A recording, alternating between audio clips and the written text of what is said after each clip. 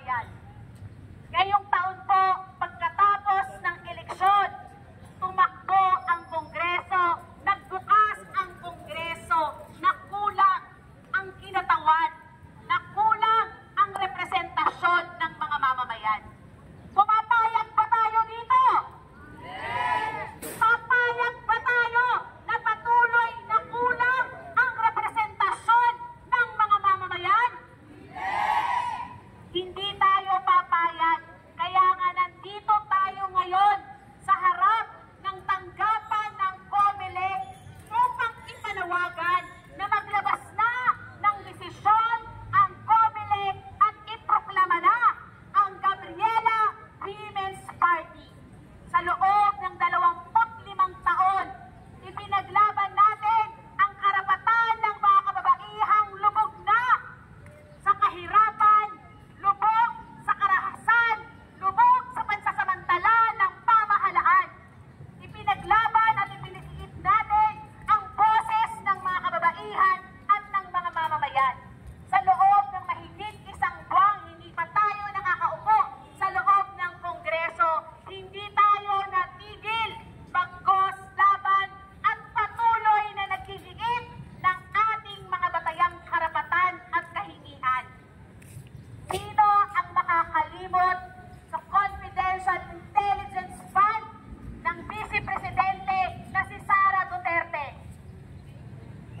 Hindi natin makakalimutan sapagkat isa ang Gabriela Women's Party sa nanguna upang ilantad ang mga anomalyang pondo sa iba't ibang mga tanggapan, lalong-lalo na sa tanggapan ng Vice Presidente. Hindi rin ligtas ang pagsusuri natin sa iba't ibang mga pondo na inilalaan ng gobyerno laban sa karahasan at panunupil sa mga mamamayan. Ilan lang po yan sa mga natuklasan, ilan lamang yan sa mga ipinaglaban ng Gabriela Women's Party. Hindi na natin ipagmamalaki ang mga batas na nagawa natin para sa kababaihan dahil nandyan naman yan sa website ng gobyerno, nandyan yan sa website ng Kongreso.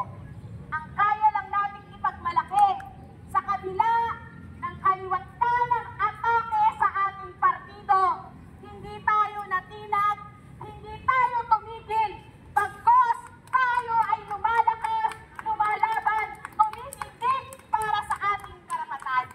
Kaya naman po, ngayong umaga, ang pagkilos na pinangunahan ng Gabriela Women's Party, kadamay at iba't ibang mga organisasyon na nandito ay nagpapatunay sa ating pag-iit, sa ating mga panawagan, at sa ating kahingian na iproklama ngayon na, hindi ngayon na, ang tunay na boses ng mga kababaihan sa loob ng Kongreso.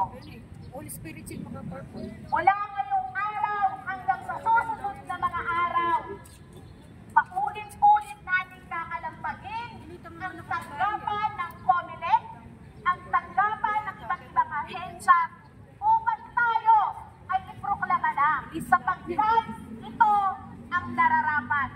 Gayon din sa mga komunidad kung saan marami tayong mga balangay, tayo ay magpapalakas, ipapanawagan at igigiit ang ating pagproklama. Hindi tayo matitinag, nahaharangin man tayo ng kahit na sinong mga elemento ng Estado, ilang pulisman. Sanay na po tayo sa pangaharang, sanay na po tayo sa panunupil, pero hindi ibig sabihin yan, tayo ay hindi lalaban. Kaya naman, ngayong araw, ang panawagan natin, proclaim! Proclaim! Proclaim Gabriela now! Proclaim! Proclaim! Proclaim Gabriela now! Mas malakas pa para marinig sa loob. Proclaim! Proclaim! Proclaim Gabriela now! Proclaim! Proclaim! Proclaim Gabriela now! Parang may hina pa. Proclaim! Proclaim! Proclaim Gabriela now! Proclaim! Proclaim! Proclaim Gabriela now! Maraming salamat po at magandang umaga. Sige mga kasama, para ipakita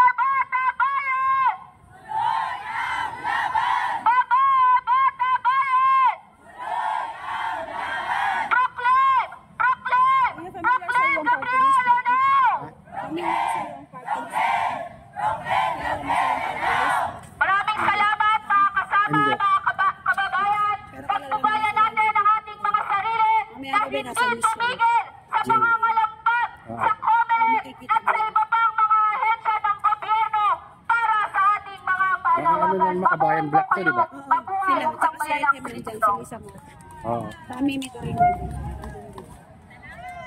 Marami sila din. Picturean kita. Video pala to. Tapos na? Yan. Oo, kanina pa kasi yan. Kanina ba? Oo.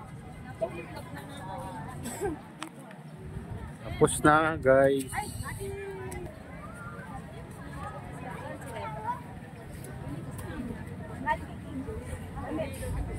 Ayan, tapos na guys yung rally dito sa tapat ng Palacio del Gobernador. Ayan. Naka lang tayo. Kanina pa daw nag-rally kaya gusto nilang may proclaim ang Gabriela party list. Ayan.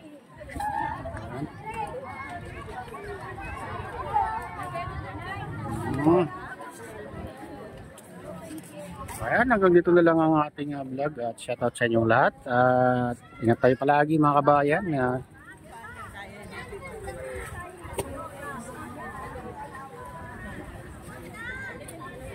Ayan, tayo.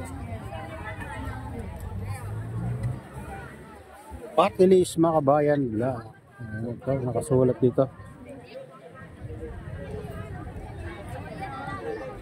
Gabriela Women's Party. Tunay na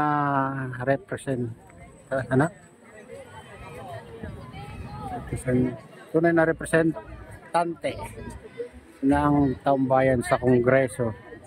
Kadamay, ayan mga kabayan.